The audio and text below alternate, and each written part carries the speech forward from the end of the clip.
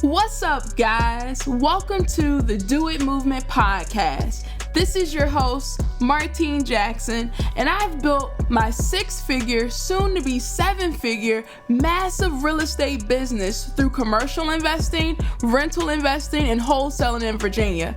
After college, I worked a series of jobs that I absolutely hated and decided to take life into my own hands. What my journey has shown me is one very important thing. Knowledge is not power. Applied knowledge is power.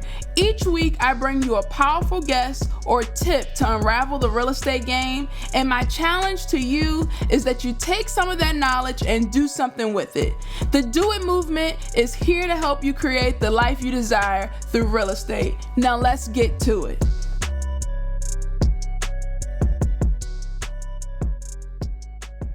Hello, today, Do It movement listeners. This is your host, Martine Jackson. Today, we have with me today, Paul Clothier. How are you doing today, Paul? Doing well. On yourself? I'm doing good. I'm really excited about this podcast. This kind of transpired from, we were looking at something. I was looking at something on Facebook, and you shared a strategy that you did with one of the properties you were interested in. And I was like, oh, man, the masses need to know about this because this is a ninja trick. Yeah, for sure. Well, thanks for having me on. Yeah, thanks for accepting my invitation. So before we get into the nitty gritty, the juice, we got to build the suspense. So let's just share with everyone who you are, why'd you get into real estate, and, any background information you'd like to share. Yeah, so my name is Paul Clothier. Been doing real estate investing for about 4 years. I got into real estate investing because, like most people, I grew up pretty poor. My parents' strategy that they taught us was always, save your money, go to school, get good grades, go to college, get a degree, buy a single family home, and live the American dream. Right. So that was what I was taught growing up. And didn't really work out that way. As most people know these days, times change. My stepdad was the first person in his family to get a college degree, and it did a lot for him. And our generation, not so much. So, you got a lot of people getting out there and they can't find what they're looking for. I went to college. I went to VCU, graduated, went 4 years, go Rams. So, I thought, well, I'm going to get a business degree. I've always had kind of a business mindset. I'm going to get a business degree generic so that I can use it anywhere. And that translated into me not being able to get anything other than what my experience was in, which was retail. So I got out of college. I worked for Food Lion full time when I was in school. And then I got out of college and I was like, all right, I'm going to go get a real job. Right. And so that real job ended up being operations manager for Sears. And I got promoted to a store manager about a year and a half later. But if anybody's been in retail before, which most of us have, right? It's not exactly a fun job, right? It's not something that's exciting, getting yelled at by customers all day for things you can't control, and the hours that you put in. You're spending 60 to 80 hours a week to make somebody else's money, right? So I'm thankful for Sears. They gave me an opportunity to have a decent income and to buy my first house and to start my life right. It's not like I was starting off in a big hole, but it wasn't exactly something that was exciting or that I loved doing, right? So I love working with people, and I love developing the people that worked under me. But other than that, very stressful. And I mean, most people know Sears' financial stability, not the greatest. They're currently closing the last store, which is Chesterfield Town Center here in Richmond. So, that was, I would, when I was in college, I would hear a radio ad from Than Merrill about, investing and 2-hour seminar and all this stuff. And I would listen to it, and I never really pulled the trigger. And so I got out of college, started working. Once I was, a few years in with that, it was like, Sears financial stability isn't the best. Like, I got to figure something out. And I want to figure out something that I enjoy doing. So I enjoy helping people. And that's one of the things that real estate allows me to do all the time, is help people, whether it's other investors or it's, sellers that are in need. That's the main reason that I do it, is I'm able to help people. So I was like, this is something I could get behind. I went to the 2-hour seminar, and then, they sign you up for the 3-day. And then I made the commitment with not much money in the bank. I probably had between savings and checking, maybe $2,000, Mm-hmm. $2,500 at most. And it was like a $35,000 program. I put it all on credit cards, and I made a big bet on Mm-hmm. myself that if with this information, I can do this, and it'll pay off. It took me 3 months to get my first deal. I made $5,000 on a wholesale deal. I was super pumped. And then 30 days after that, did another wholesale deal. I made a little under 35,000. So, Oh, so you got your money back. yeah, I got my money back. I didn't pay it all back right away. I leveraged the credit cards because they were zero interest for 18 months, a year. Mm-hmm. And I reinvested that money to be able to do my first flip, Mm-hmm. which was a nightmare. I did it, even with investing in my education, you still just don't know what you don't know. And Right. there's so many minute details that in order to do flips, that it's challenging. And mine, I just happened to do a 5-bedroom, 4-bathroom, a 3,500 square foot property built in 1885.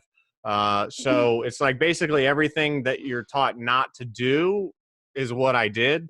Uh, and net, I think I made like 30 grand on it at the end of the day. So it was a Mm-hmm. little under 30. It was like 29 something, Mm-hmm. but yeah, so it was, I still made money. I learned a lot of lessons on that one. I turned my L's into lessons. And Mm-hmm.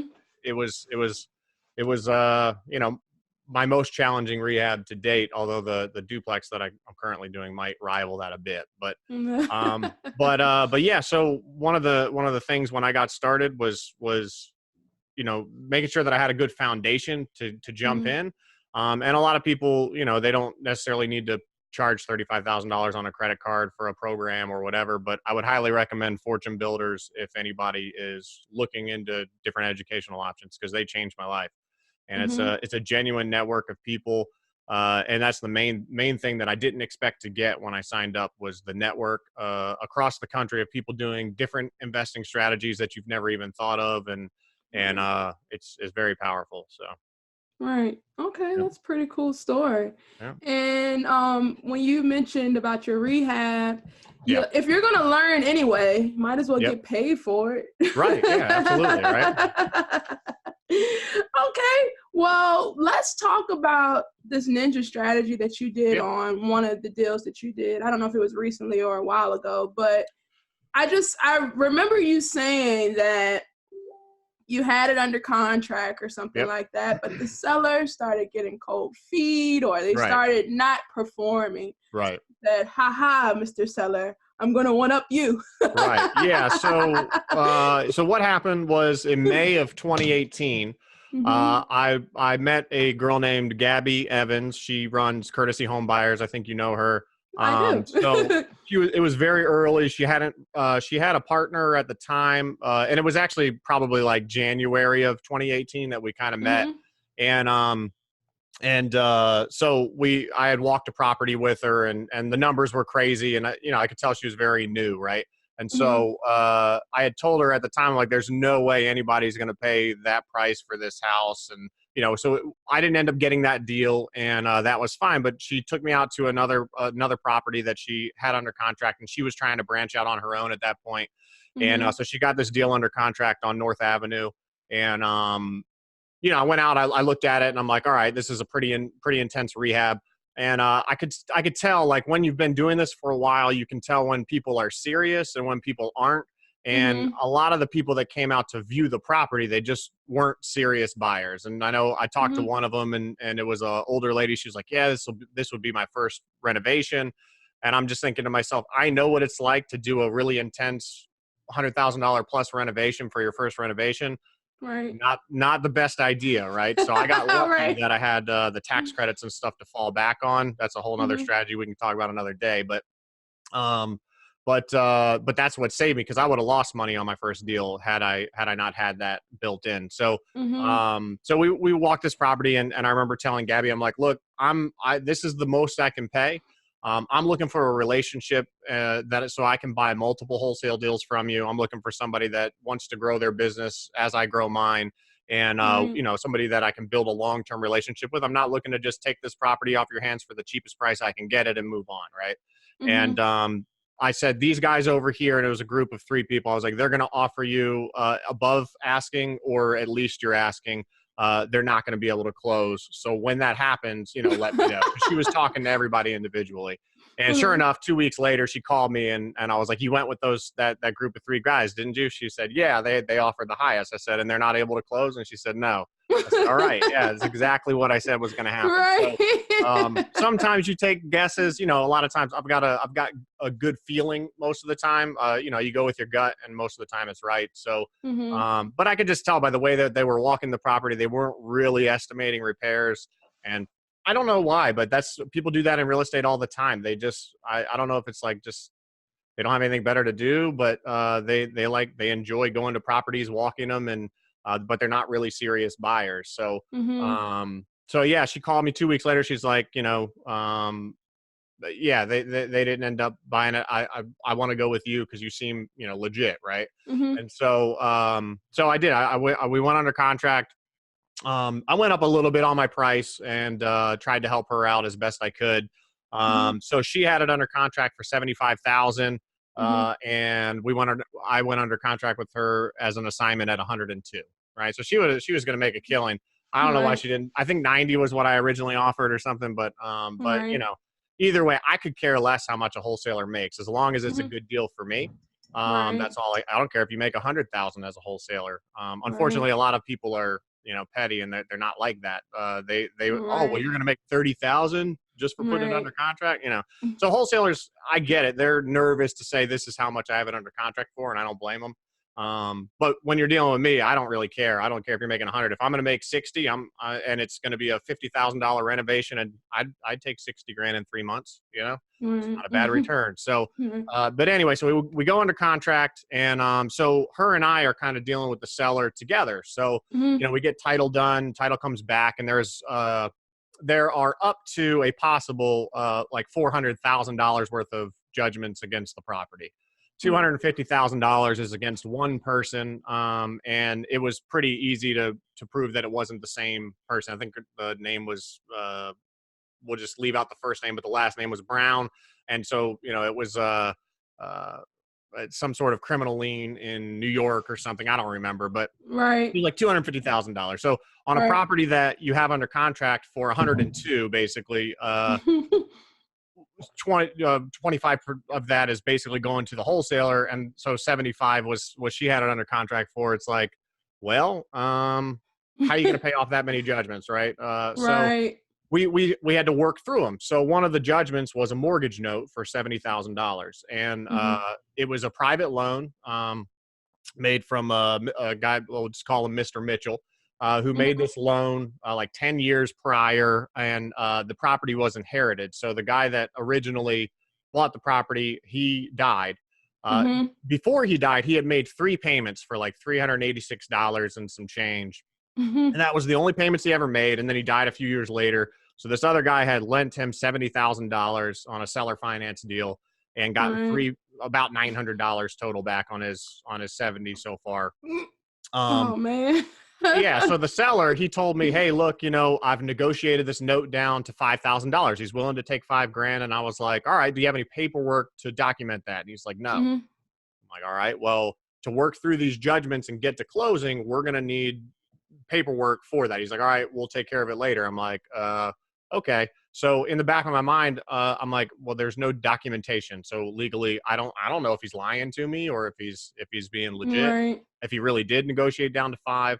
And then what had happened was all of this guy's aunts and uncles actually inherited the property, and he had them do Oh something called, God. yeah, he had them quit claim deed it to him. Oh, okay. So that's why there were so many judgments. Anytime you do a quit claim deed, that basically means that you own the property, you're giving up your rights to the property and giving it to somebody else. But all judgments associated with the property or against you Mhm. transfer with that quit claim deed, right? Mhm. So all of the judgments against his aunts and uncles transfer. And then he owed about $20,000 in child support. So he had them quit claim it to him in his name, right? So that child support automatically got attached to that property. So that's another judgment. So there were $26,000 in backed IRS taxes from his uncle that died. There was $20,000 in child support that he owed. There were $30,000, a little under, like 26.5 or whatever at the time. It's probably more than that now, but that he owed to the city of Richmond for real estate taxes, the $70,000 mortgage. And then there were a bunch you could think of. Right. There were a bunch of other judgments against family members and stuff. It was very, very messy title. Right. And so we had a specific date that we were supposed to close by, but in Gabby's contract that she used, it said there may be delays for title issues, and, buyer basically reserves the right to close after that date if there are title issues. Right. And any seller that is interested in selling quickly or they have an issue, because his issue was it was going to the auction. Right. It was going to go to the city of Richmond's tax auction. So Gabby was able to get in contact with the city and stop it from going to auction because we had it under contract. So they took it off the auction block. They call it withdrawing it from the auction. Right. So that was doing him a great service. He's living in that house, which I found out he was stealing water and electricity from the next door neighbors. So very inventive. He ran a garden hose over to the next door neighbor's spigot outside, and then tapped into his main water line, which was, I was like, hey, that's pretty smart. You got to give credit where credit's due. It's inventive. But anyway, so we had all these judgments and liens against the property. And the only way you do it is you work through them one by one and check them off the list until, you can get free and clear title. And so the mortgage note, I was talking to my attorney, and his name is Jay Hooker. He's with Gordon Dotson, Gordon and Rowlett. Shout out to them. That's what I use for all my closings. I'm like, Jay, Gabby's telling me that this guy is sending her these text messages about how he's got other people that are interested in the property. I'm like, I'm pretty sure this guy's going to try to pull out. And one of the things that he was upset about is he didn't want to pay his child support. And so he quit claimed the property again into an LLC.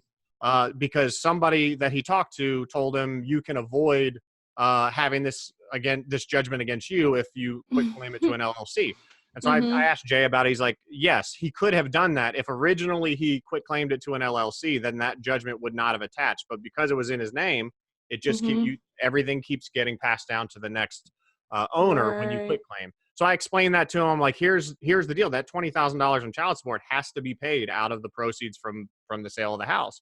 And his idea was he could get his aunts and uncles to quit claim it to him, and he could make a quick 20, 30, 40 grand, sell the house and make some money. He didn't realize, he doesn't do it for a living or anything, and he didn't realize that there were so many judgments against it. So it's my job to educate the seller and let them know this is what we can do to help you, right? So he said he had somebody else who wanted to give him $25,000 down, which doesn't happen on a real estate transaction. So, I mean, I told him, I said, there's no way anyone is going to give you, 20, he said they wanted to give him like 110 or something like that. So I'm like, nobody's going to give you $27,000 or roundabout cash right now, and then the rest at closing, which is what he had told me, or had told Gabby they were going to do. Right. But he was convinced that this other person was going to give him this money down. So that's when I called Jay again. I'm like, look, this guy's going to pull out of the contract. I know we're still trying to work through these judgment issues. What are my options? He said, well, why don't you just call Mr. Mitchell or figure out, where who he is, where he's at. And I'm a real estate agent, so I can look up tax records and stuff pretty easily. So I looked up the tax record, found his info, went online and went to, it was actually just whitepages.com. I signed up for $30. I signed up for a premium subscription, and you're able to basically, do your own skip tracing, if you will. And so I typed in, the property address, right? I tried his name, and there was another name, his ex-wife that was on the property. So I just got a list of phone numbers. I started cold calling those phone numbers to see if I could figure out what was going on. And the main thing was said to originally was, let's figure out if this is legit that he's negotiated down to 5,000. And so I eventually called. It was actually like the third or fourth number, and his ex-wife answered the phone. She still lived in Richmond, and she's like, oh, well, he lives in Maine, but here's his email. I'm not going to give you his phone number, but I'll give you his email, right? So I email him. And I'm like, I'll wire you $5,000 tomorrow if you assign me the rights to the note. I'll have my lawyer draw up the assignment. And so it was my lawyer and his lawyer that worked it all out. And I wired him the money the next day. So he was paid the $5,000. He can now check that off his list.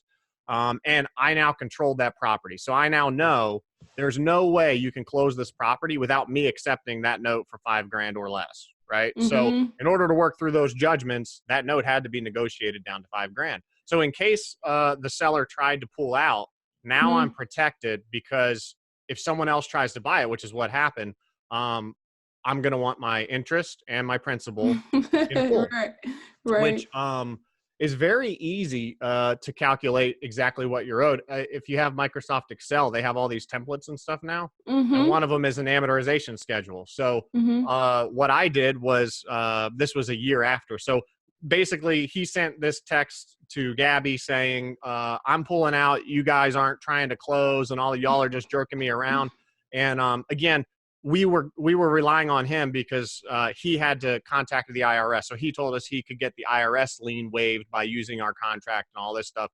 And what ended up happening was he was trying to use our contract at between him and Gabby at $75,000 to show the IRS, I'm selling the house. This is the contract. Like, there's no way I can pay this lien. My uncle's dead. Just forgive the lien kind of deal. But then he was trying to go with somebody else who wanted to put a higher offer, right? So he was trying to use our contract to get a lien removed. And once that was done, he was just going to peace out anyways. Which is what happened. And he was kind of one of these guys that tries to intimidate people. And, he's like, loud bark, but legally there was no kind of bite that would affect us, right? Because I bought the note. So he didn't even find out that I bought the note until a year later.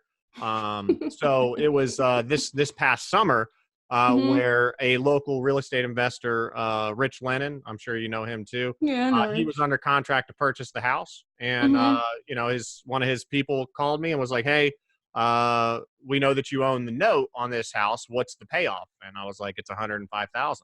And at that point in time, I had already talked to the city attorney, and he had told me that they tried to get it to the auction, right? So after we fell out of contract, I'm like, look, this guy's not going to close. These are all the judgments. I emailed him, and I'm like, we need to get it to the auction. It's the only way that any buyer is going to get a free and clear title. So a tax auction, I want to make this distinction so I don't confuse anybody, but a tax auction is very different than a foreclosure auction. For a foreclosure auction, you are responsible for any second position liens. You're only buying that first position lien out, right? So to own the property. So you might buy a property at a foreclosure auction for $100,000, and that may be a great deal if that's the only lien. But then there's another $100,000 lien that can completely change the deal in a second mortgage, or backed, like I say, backed IRS taxes or child support, whatever, right? So those are very risky. At a tax auction, it's the city tax auction, and the process is pretty simple. It gets auctioned for X amount of dollars, and then they pay the liens in order of position.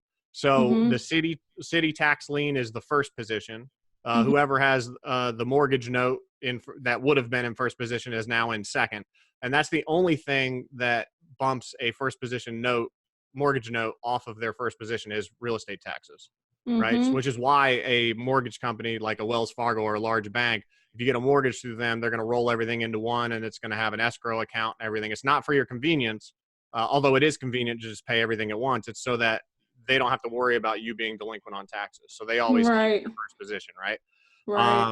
And so that was what I learned through that tax auction was it just gets paid, and then a judge signs over title, clearing title for the new buyer, right? So the new buyer, it's risk-free. They get free and clear title no matter how many judgments. It could be $5 million worth of judgments, but if it only sells for $100,000, they're getting paid whatever the first judgment is, gets paid up to that $100,000. If it's more than $100,000, then they still, I guess they could go after the seller personally or something, but most likely if they're in that situation, you're never gonna get that money anyways. But so for me, I knew, all right, this property at an auction, because everybody always pays way too much at auctions because they get excited.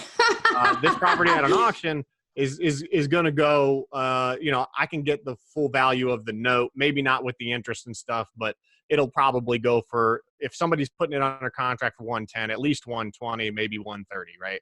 And if Right. they owe the city 30, my best, because if I were to foreclose, like I would have the option to foreclose, right? If Mhm. I did that and I took possession of the property, it would be, I would end up having to pay all the taxes that were owed and all that, right? Not a Mhm. profitable scenario. There were two scenarios in which the deal would work. One, the seller would negotiate, and I could buy the property, I could renovate it, I could get the tax credits on it.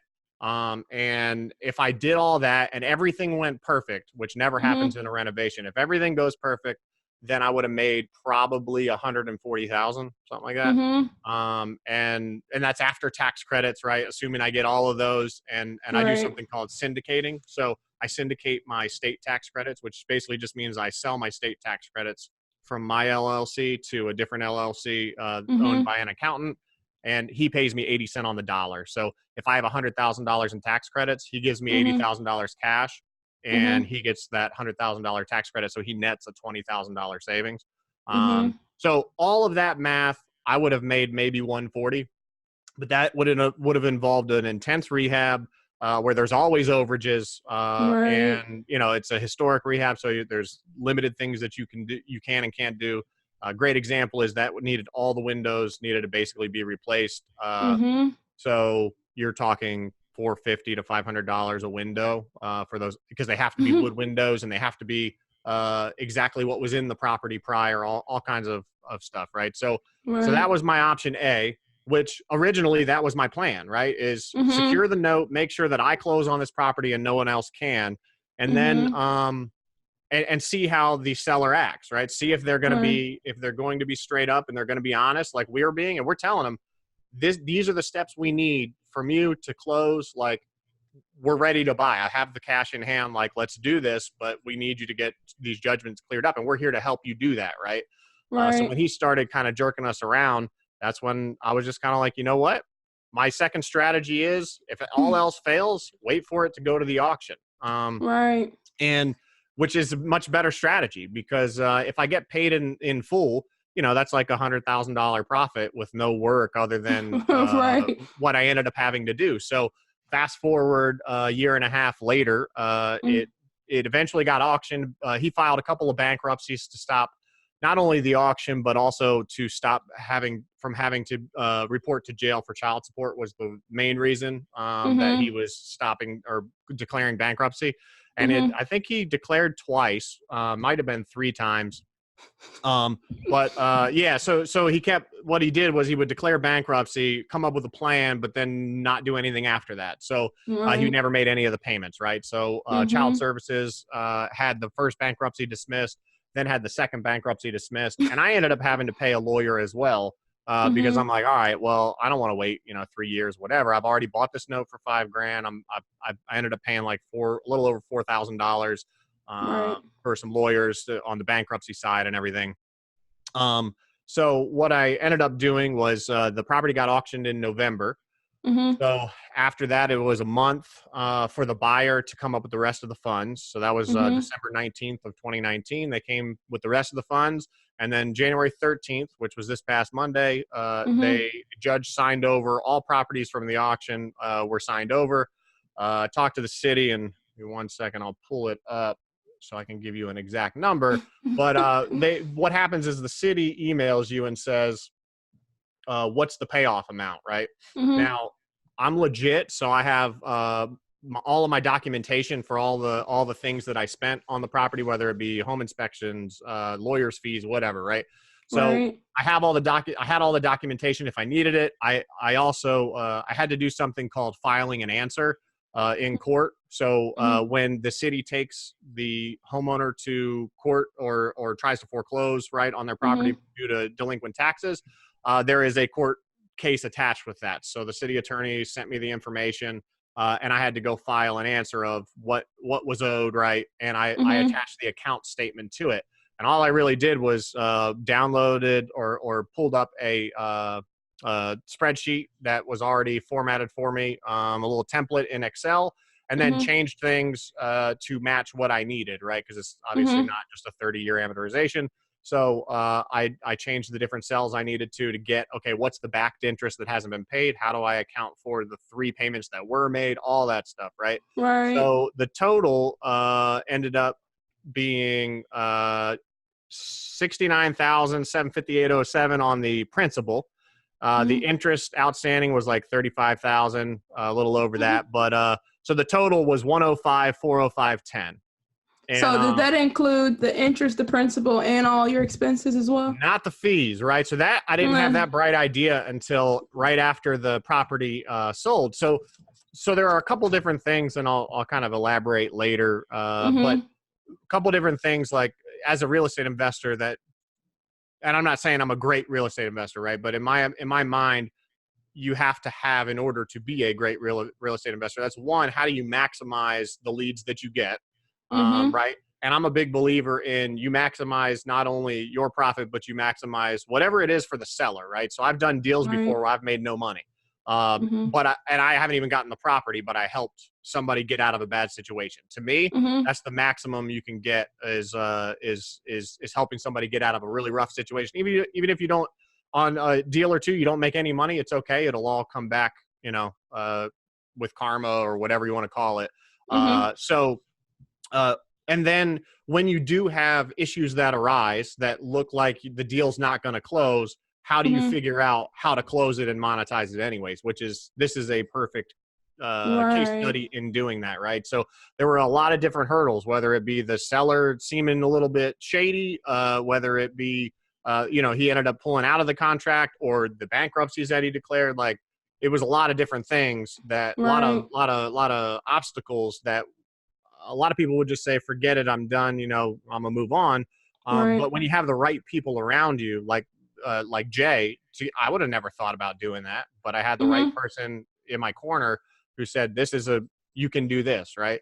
So the seller actually called me and then emailed Gabby in August of this past year saying he was going to sue us and stuff because I bought the note. But anyway, so it's been a long year and a half, almost 2 years to get to this point. But so the fees and everything, what I was thinking, so that's what the city does. So I talked to the city, and they're like, we are going to charge the back taxes with interest, and then all of the legal fees and stuff that we have to pay to get it to auction. So I was like, you know what? Why don't I just do that? Because my net profit was going to be like 96 or 98,000, and I'm like, nah. I got to figure out a way to make this a 6-figure deal, because it's just awesome to say I had a 6-figure profit, right? So to be honest, as shallow as that sounds, that was the reason I was like, you know what? I'm going to charge my own fees for all the frustration that I've had to deal with to get this property to the auction. And it ended up being, I spent $9,969.77 in total. So my total payoff was a little over 115,000, of which 105 is going to be the profit. 105, 405.10. If I had a bell, I'd be ringing it. Right? Yeah, that's a huge win. That's a win. This will be my biggest profit to date, and it to be honest, it was very frustrating to get there. And it wasn't under the circumstances that I would have liked. I really wanted to help this guy sell his property and him make a little bit of money. And he wouldn't have made much, but because of all the judgment, but there's not really anything I could have done about that. There's not really anything he could have done about that. That property was such a high risk property because of years and years and years of neglect. And I know I wouldn't have made that 140, but that was what my initial number said, because my rehab would have gone way over what it was supposed to. So, I still would have had a great profit, but the main profit would have come from the tax credits. And that's a tricky game, because sometimes you can make a misstep and then you don't get them, right? Or you sell the property and then they want you to change something, and you don't even own the property anymore. So there's always risk when it comes to the tax credits. But yeah, that's a pretty detailed view of. Right. So I just want to dissect the strategy that you did just a little bit more. So you said because you had a seller that was shady, he had all of these judgments and things like that. He wasn't performing to close on the transaction. you decided that you were going to buy the note. Right. And you knew that he had a lot of back taxes. It was going to auction before you even got it under contract. Correct. So you knew it was going to go to auction unless somebody bought it, or if someone bought it, but it didn't seem like that was going to happen.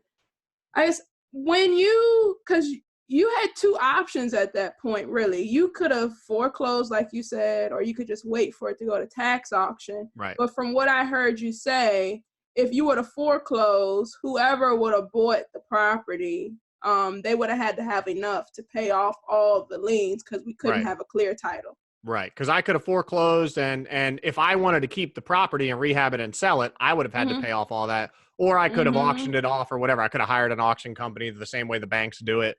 But whoever bought that note or bought that property at the auction would have had to pay all the different liens and stuff. So it would have been a mess. So that wasn't exactly what I do unto others as you would have done unto you, right? So the way I look at it, now a bank may not care, right? They just want to get whatever they can get or whatever. But I know, I'm a local investor. If I was to do that, that would not be very good for my brand, right? So someone would be cursing me because I sold them this mortgage, or sold them this property, or they bought it at an auction and they had a whole lot of second judgments and stuff, and they would have probably not made any money. Right. So you knew that by letting it go to tax auction that the taxes were going to be in first lien position, but you were going to be in second lien position. Right. And being that it had already been under contract for like 110 and you're at the auction, right? And at the auction, people just want to win. I went to the auction. Yeah, and it depends on which auction you're going to too, because some auctions, the auctioneers are bullies. Right. They come and they make you bid it up. Right. Yeah. Oh yeah, for sure. And this one was through Motley's. That's where all of the city tax auctions are done through. And I went to the auction. So my plan was win it at the auction unless it goes for a price that would pay my note in full. So it ended up selling for $144,000. Which means that whoever bought it for 156-ish or 160 almost, because you have a 10% buyer's fee that you have to pay. So they bought it for 144. You add 14 on that, so 158, right? Right. So they almost paid $160,000. I wouldn't have paid anything over $100 for that house. Because of all the work that it needed. But at an auction, so he had newspaper up on all of the windows and stuff. So even if you wanted to swing by, you couldn't see inside. So nobody, I know, okay, nobody knows. But either way, my plan was to bid it myself up until, and banks do that all the time. They could, if they do a foreclosure auction or something, they have somebody there that bids it up right to the price that they want it.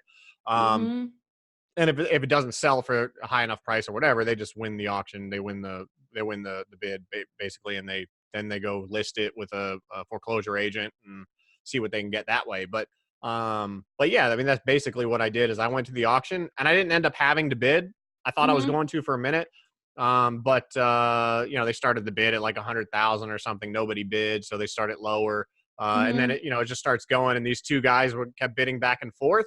And it was at like 130, and I was like, all right, I need it to be at least 135 to get my full 105. Right.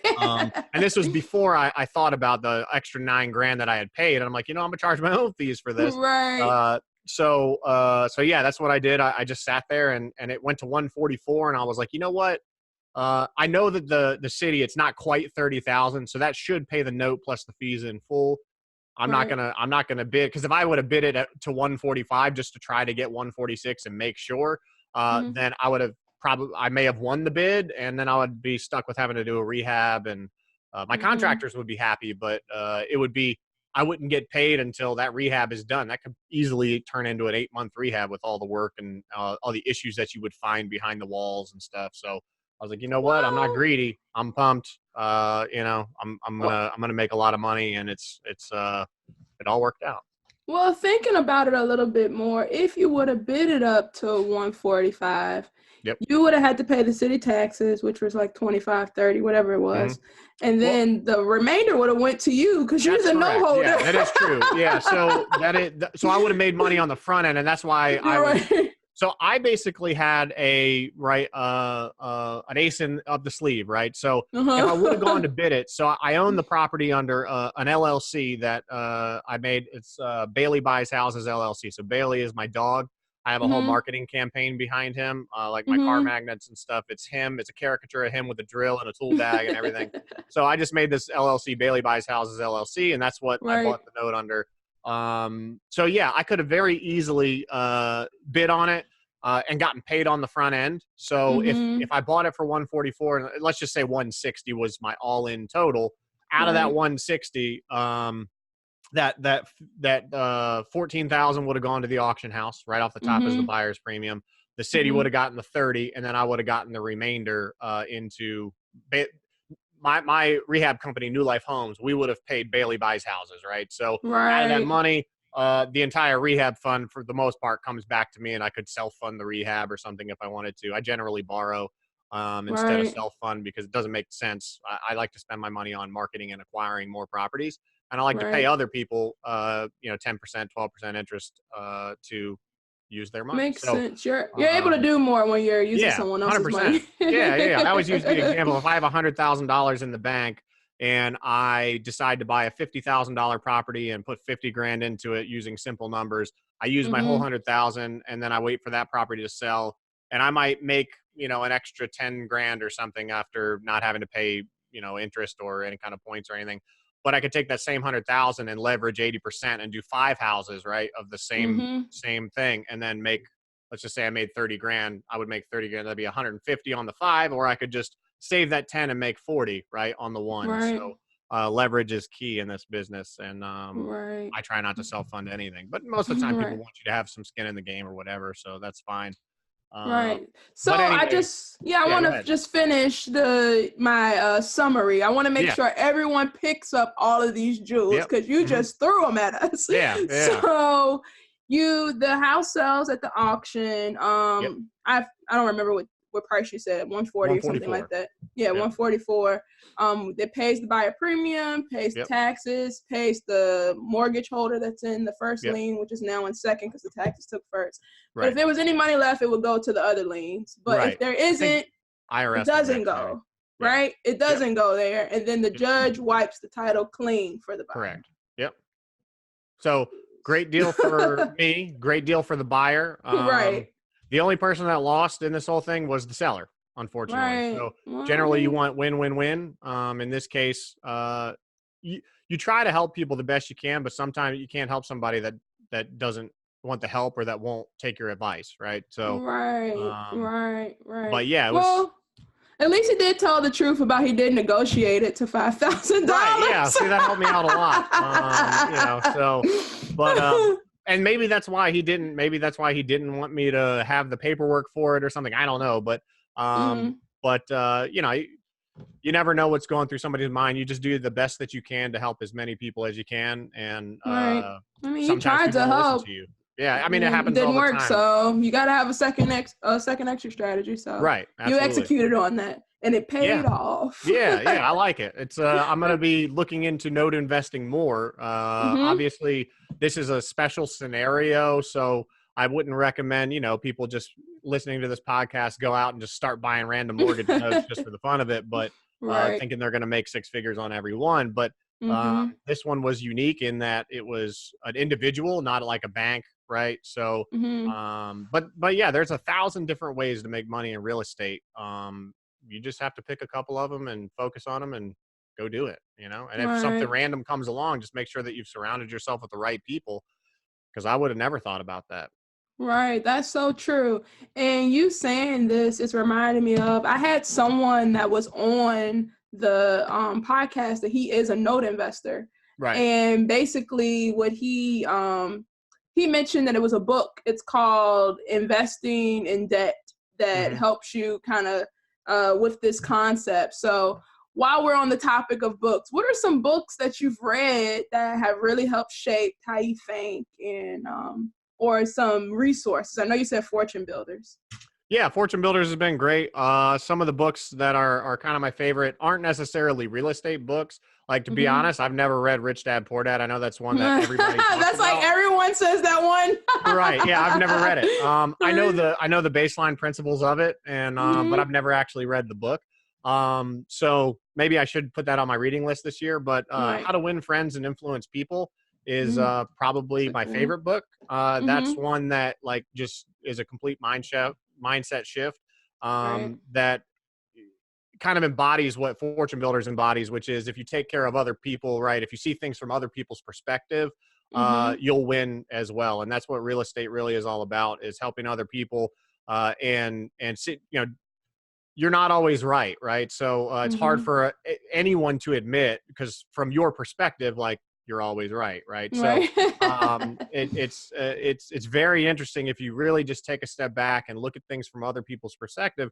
You can see, it's something I've talked with Gabby about with this specific property. I'm like, I try to do that with everybody, and Mm-hmm. and I've really tried hard to like take a step back. And the only thing I can think is that from this seller's perspective, he was thinking, okay, I can make more money going with somebody else, and so I don't care about these other people. And unfortunately, there are a lot of people that get in. Real estate is not a hard game to get into. It's not, you can wholesale easily, right? So Mm-hmm. you can misrepresent yourself, and it's if you don't take the time to get the education, then anybody can really get in, and a seller's not going to know the difference between somebody who's educated or that's been doing this a while and somebody who's, even if you're brand new, you don't Right. necessarily, it's just, there are a lot of like pretenders out there, and it's hard. So seeing it from other people's perspective, though, that was Win Friends and Influence People, was Mm-hmm. one of the mindset shifts that I had. Because if you ask, my whole family, they would be like, Paul thinks he's always right. And so yeah, my sister especially. Most of the time, I just mess with her. If she's probably Right. gonna watch this, and now she'll know my secret. But I just Right. say things to mess with her. But yeah, that's one of the big things, is really taking a step back, and Fortune Builders is really what got me into that mindset shift. And then reading that book, it was Dale Carnegie, and it's like 100-year-old book, but all the Right. principles, go to what I'm doing in real estate, and it's really all about helping other people. Because if you Right. help enough other people get what they want, you'll get what you want, and That's that's true. what it's all about. That's true. Now, you've dropped a ton of gems, Yeah. but is there anything else that you want to leave the people with before we wrap this up? Yeah, I mean, just going back to what I referenced earlier, I think, obviously you have to have a great work ethic to be a good real estate investor. It's not an easy business, so, Mm-hmm. so like, I wear sandals 24/7, 365 days a year. Like, So you're if wearing it's sandals now when it's cold? now, technically, I'm not gonna lie, I don't have anything on my feet right now. So I'm either, if I'm in my house, I'm barefoot, and if I'm outside, I'm most likely wearing sandals, unless I'm going to the gym, Right. or going for a run or something. Mm-hmm. But yeah, so that's one of the things.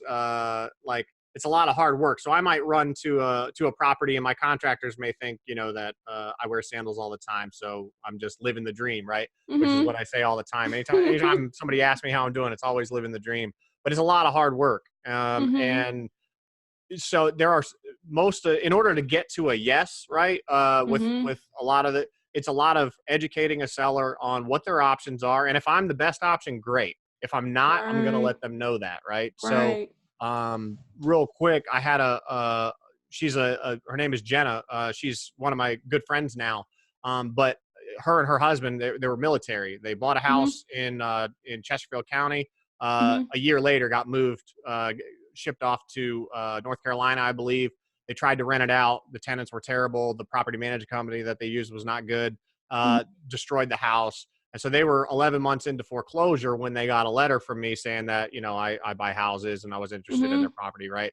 And that was the person I referenced earlier. I made no money on that transaction. Uh, we tried to do a short sale. Bank wouldn't go for it. And so what I decided to do was try to help them along to get a mortgage, loan modification, right? So Mm-hmm. I was able to help them get a loan modification and actually get them back in their house. And they moved back to Richmond, and I saved their house. She still lives there today.